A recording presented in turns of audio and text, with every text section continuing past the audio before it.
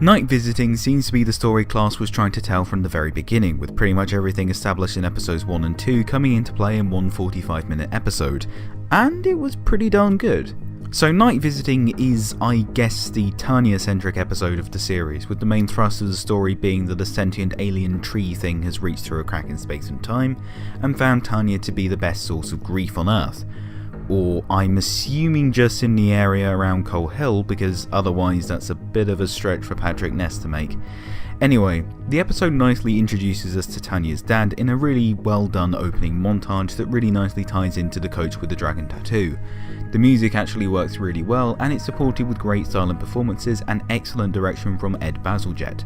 When Tanya's dad suddenly appears in her bedroom, connected by a sinister looking tendril to something on the other side of the crack, the episode begins a creepy look into the character's past, with some pretty great deserted London sequences. The episode feels like something out of a horror film, and thankfully the nighttime setting means that the tendrils don't look too silly. Patrick Ness has crafted a dialogue-filled episode, acting as a character piece in a way I was hoping the series to do from episode 1. The pacing is actually on point this week, and the dialogue actually works pretty well for the most part. Now, that doesn't mean that the episode is without flaws. Ram's girlfriend is semi-resurrected, and that lasts about a minute of screen time as Ram just basically runs out of his house. I'm glad the episode wasn't focused on this aspect, but it was so brief it barely really registered.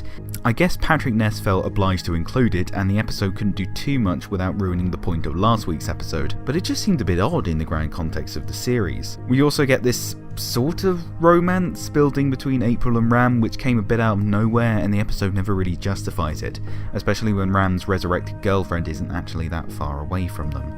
Oh, and the Lankin, for whatever reason, tries to appeal to Miss Quill's grief, which the episode itself even acknowledges is, well, stupid. Okay, so either the Lankin is telepathic as questioned by Tanya, or the Lankin does actually have access to these people's souls. Either way, the Lankin would know that it would basically be pointless trying to get Miss Quill to grieve over her sister she apparently didn't even like. Now, she's apparently not coming up with this sort of tough facade because, well, the facade never breaks in the episode. There's never a point where it looks like she is actually going to give in. So that drama's a bit wasted. I suppose my main problem with the episode is that the emotional hook doesn't become fully realised. The Lankin are feeding on grief and playing on the idea of people being able to see lost loved ones again, but none of the characters on the show believe that they are actually seeing their loved ones.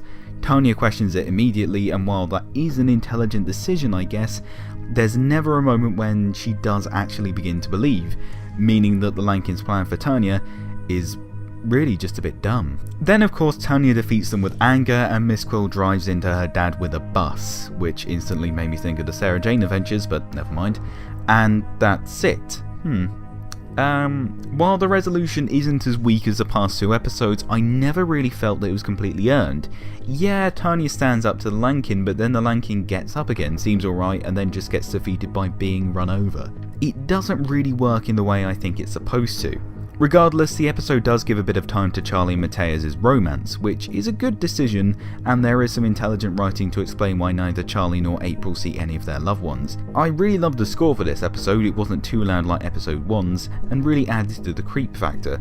The acting was good all round, and I did feel that this was overall a much tighter episode than previous installments. Overall, Nightvisiting is exactly what Class should have been from day one. It's a character-driven episode exploring a dark concept that does actually fit into the Doctor Who universe, and actually takes its time developing the story. If it wasn't for next week's episode looking a bit, well, cliched, much like episode 2, I'd be really excited to see what comes next. Time will tell though, and it's nice to know that Class isn't remaining at mediocrity forever. So, with strong pacing, excellent direction and cinematography, an engaging story focused on Tanya, and great performances from the whole cast, but with some areas that lack development, I give the 3rd episode of Class, Nightvisiting, an 8 out of 10. Thank you for watching, and goodbye.